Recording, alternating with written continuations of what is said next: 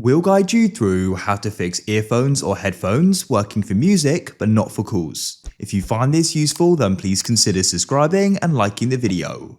This can be super annoying, as if you've got them plugged in, you want to be able to go and hear the call through them and use them.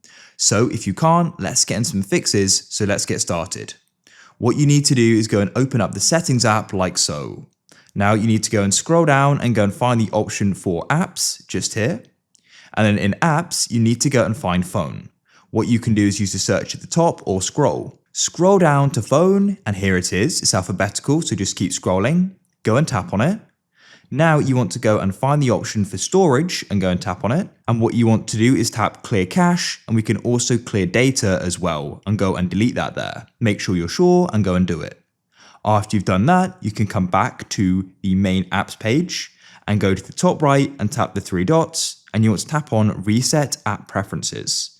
Just note this is what it's going to go and do here. That's fine, so I'm going to go and tap Reset. Now unplug your headphones or earphones and then plug them back in, and hopefully now the calls will be going through them.